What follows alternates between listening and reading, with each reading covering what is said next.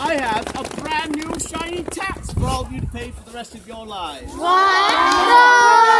I know it's overwhelming and amazing. However, this tax I'm talking about is known as the Stamp Act. The Stamp Act of 1765. Now, can anyone tell me what the Stamp Act is taxed upon? She just wanted to share something. What the Stamp Act? Stamp Act is when you're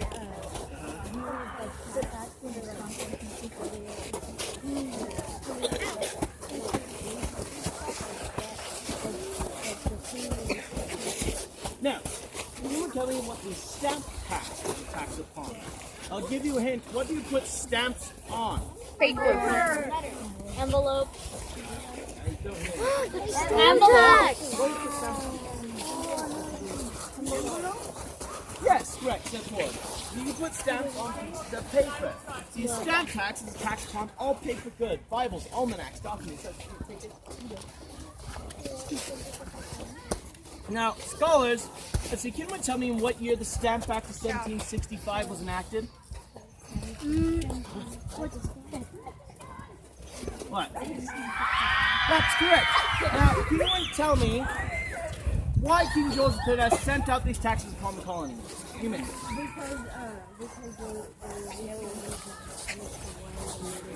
What was the name of the war? No. What was the name of the war that put Britain in debt? Well, I forgot. What was it said? No, that's a battle, not a war.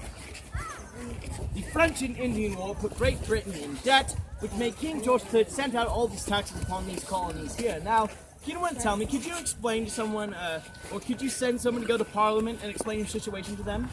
No, you cannot. You have a slogan for this sort of thing. It goes taxation without representation. Say that with me. No taxation without representation. Try it again. No Taxation without representation. Correct. Now, scholars, let's see here. There's a story that illustrates this about a man named Andrew Oliver. What was his name? Andrew Oliver. Andrew Oliver was appointed by Parliament to head to Boston. Head where? Boston. Boston. Appointed to head to Boston and collect these sorts of taxes. Now, Mr. Andrew Oliver, whilst he was in Boston, he was inside his office one day till he heard a noise. So Mr. Andrew Oliver walks to where the noise was coming from. He goes, peels the curtains back, and he spied something hanging from a tree. What do you suppose was hanging from that tree, scholars? What do you suppose was hanging from that tree? By raise your hand. Any guess? Anyone can take a guess. You guess, sir? Close, but no. No. An effigy was hanging from the tree, a scarecrow, if you would.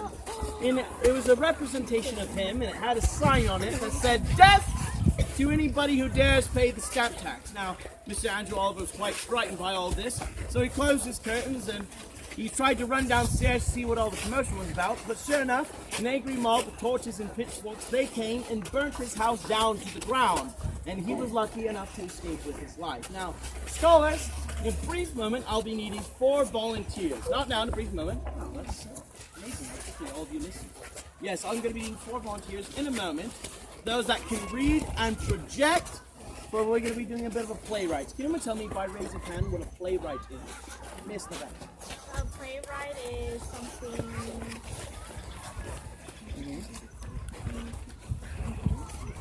I don't remember. Yes, a playwright is a story which is written out on a piece of paper in which actors act out this story. Now, all of you are going to be a bit of actors in this story that we have here. Now, first off, a bit of advice, or not advice, a bit of information. You have one line, if you are chosen, you have one line and one line only on the script. The rest of it's going to be improvisation. Can anyone care to guess what improvisation is? You said? Improv means when there's no script and you just act it out. That's correct. Improv means when there's no script, you just act it out on your own. Simply making things out on the spot if there's no script or storyline to it. Now, let's see here. I require 3 gentlemen. We're trying to fire. Wait, hold on. Before I choose anybody, if you were chosen in the Admiralty Court, the station that you were just at, place your hand down.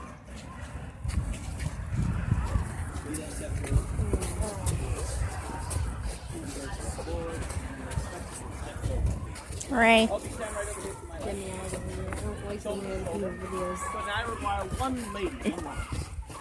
No. Flag bearer, your chosen. Pass your flag off to someone. For now. So I'm going to stand to the left or the right.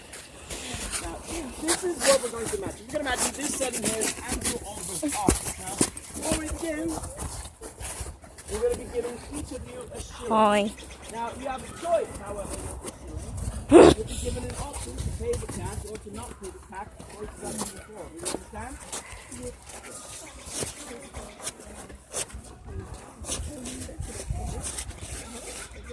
Good. Now, you're going to be coming in by pairs of twos with the two gentlemen, or the lad and the last one coming first? The two gentlemen it is. The lad and the last, if you go and step over to the left, we'll call you in just a minute.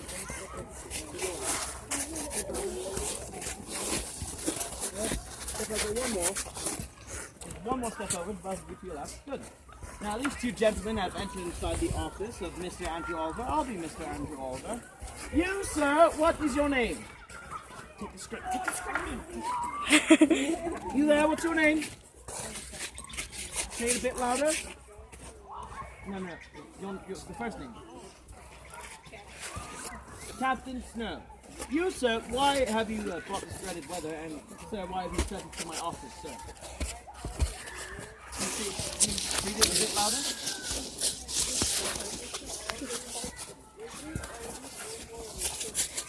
Now you are saying that you need one of my curses. Hi. Why do you call them cursed? I'll give you a hint, it's not on the piece of paper. Bad luck? Well, I don't know about that, but sure, if that's what you want to call it. You there, what is your name? Jonathan Williams, sir, why have you stepped into my office today, sir? Captain Snow took your powder mill for £200. Now, with this, sir, since you are the buyer, is this powder mill, is this a, let's see, a gunpowder mill, perhaps? Yes, let's say it's a gunpowder mill, sir. And do you plan on providing your gunpowder to the wretched Sons of Liberty, or to those redcoats who walk about in their marvelous redcoats who are here to oppress and protect you?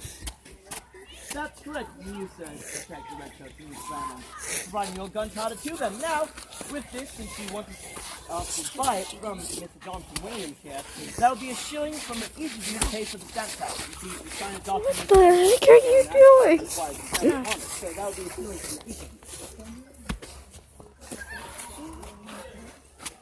That was easy. Go. The other two step in, please.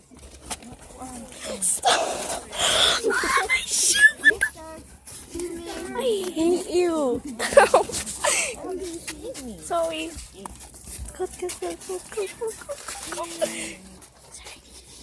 You, sir. I hate you. Gentlemen, what is your name? No, that's my name.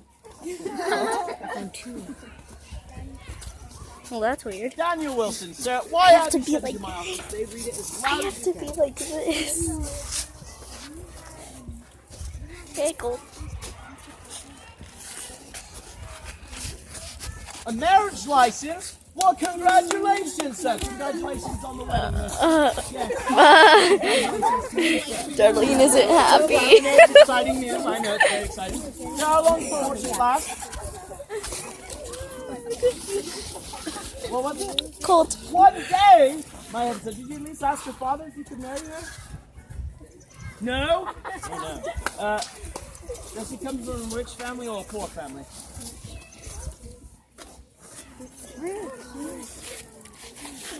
A rich? Ah, so you were marrying her for the money, I see. How old are you? You're 11. You plan on marrying an 11-year-old. Might have to wait just a bit. Now, Miss, still looks like that. Why is that?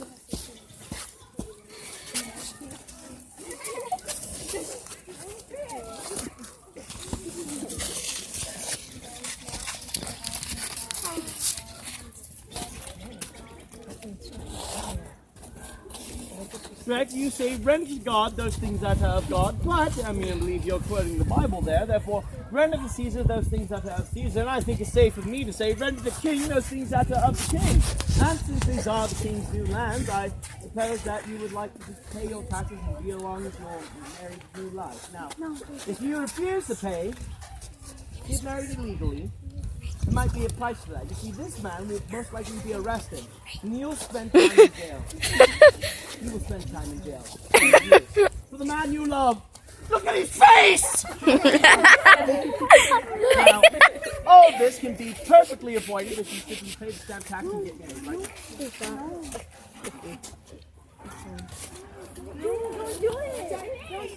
Cool. What? Oh, these people just walking around. They can't by themselves. You refuse to pay the stamp tax. Yes? No? So you're going to pay up? Which is it? Oh, no, you're not going to pay the stamp tax. So you refuse. You as well, sir? Well, are you going to pay up or are you not? No.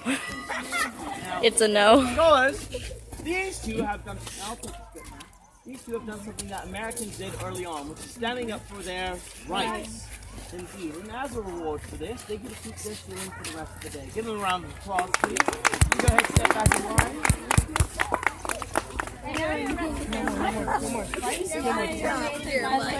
And let's get a straight line behind the flag here. Straight line, going this way. Oh shit. Ah! My hands are numb.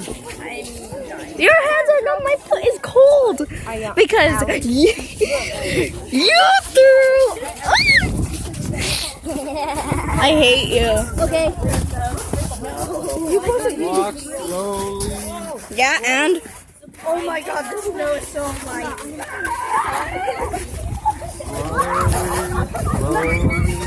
fudge.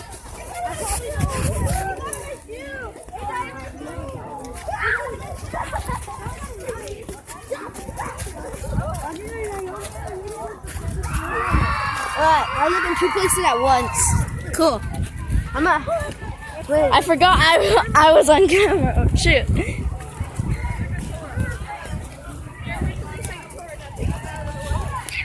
Come on. Don't Yeah. Put me. Hello. Hello, internet.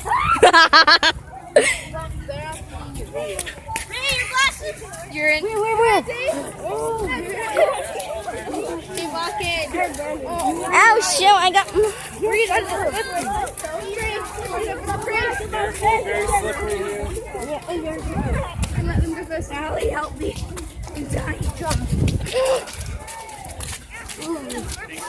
That's a weird. My hands are numb. This is a weird feeling. I don't like that one bit.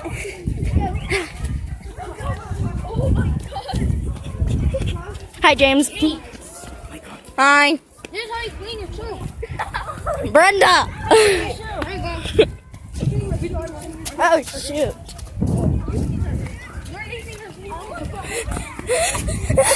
Oh, shoot.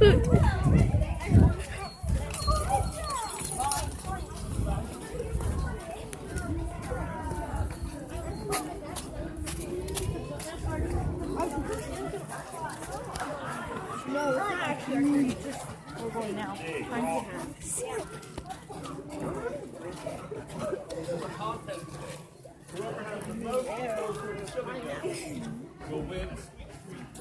Mr. Mayor, do you want to be on camera? Those break phones. Shattered.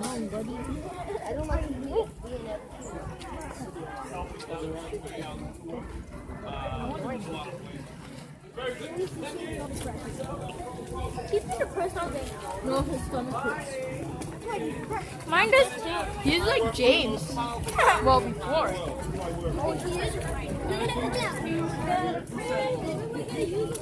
If you guys didn't know, I'm trying to get to 20 minutes at least.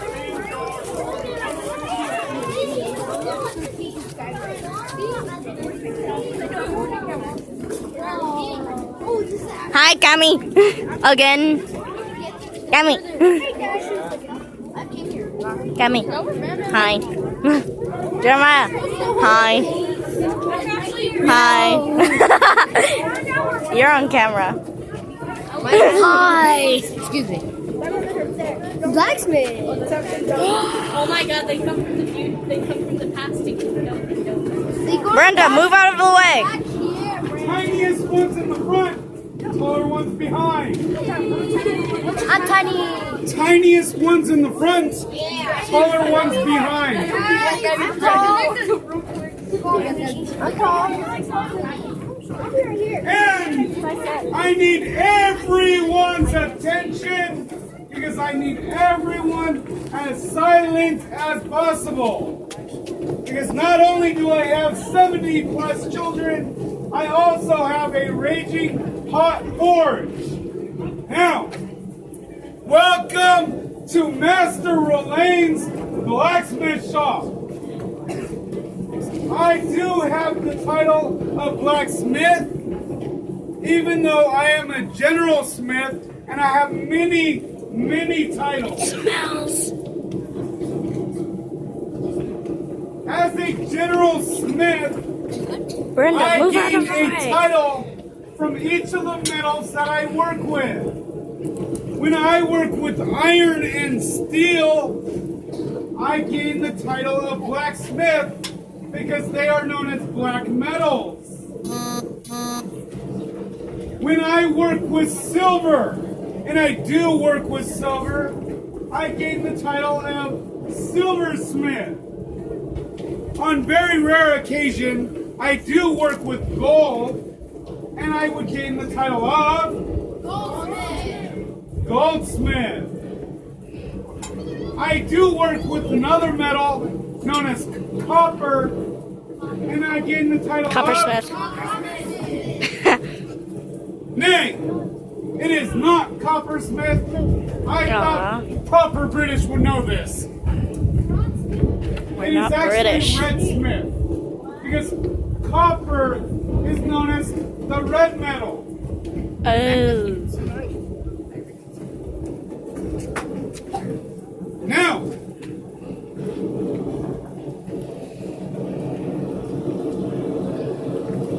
there are three things that a blacksmith makes the most of, and none of those things are weapons. What do you suppose a blacksmith actually makes the very most of? Hands up only if you know the answer. That's what I use. You make tools? Yes, but an example. Horseshoes are the second most common item that a blacksmith makes the most of. Horseshoes. Every horse has 4 hooves, and every hoof needs a shoe. Now, the most common thing that a blacksmith makes actually attaches a horse's shoe to the horse, as well as many other uses. Yes, you nailed it. What did he say? Quingy. Now, Quingy. the last thing that a blacksmith makes the most of attaches a door to the wall. Hinge. Huh? No, not nails. No, doorknobs do not attach doors to the wall. Not handles. Hinges? Yes! Hinges! Here's one I recently made. Hinges.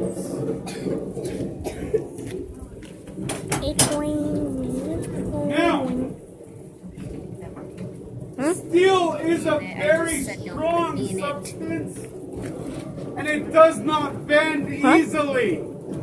It is not easy to work with. So to get this steel to this shape, you must know how to work with it. And as a proper blacksmith, I do. And even though it's orange, it is still a black metal.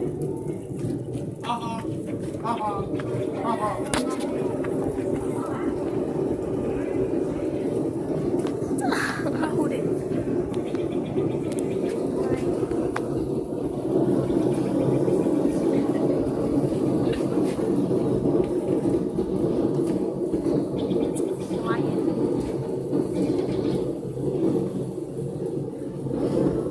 And I can just bend it all day. Now, I just bend steel actually very easily. Me to order you. You can call me the man of steel.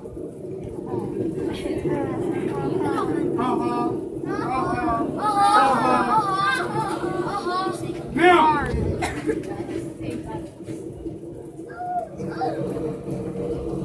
today I am actually working with a particular substance known as pewter. What is it called? Pewter. Do not say comp first. That completely messes it up. What is it called? Pewter. Pewter. I work with pewter because it is actually an alloy. Who knows what an alloy is?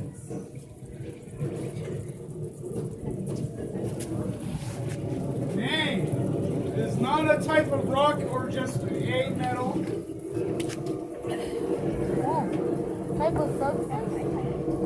It is a mixture of two or more metals fused together. This here mixture is actually a mixture of tin and copper. Now, because I mix tin and copper together, it gives it a very low melting point.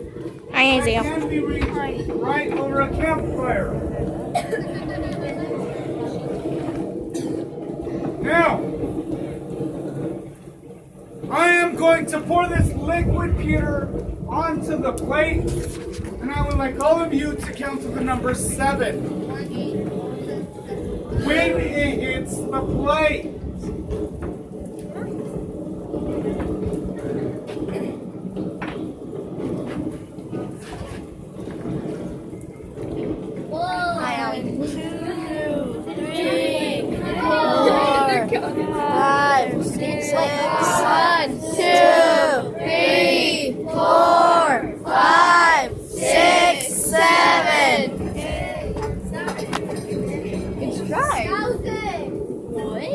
It's dried.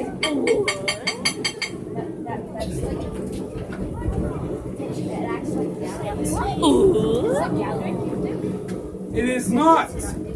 It is not gallium, but I like the reference. It is pewter. Now,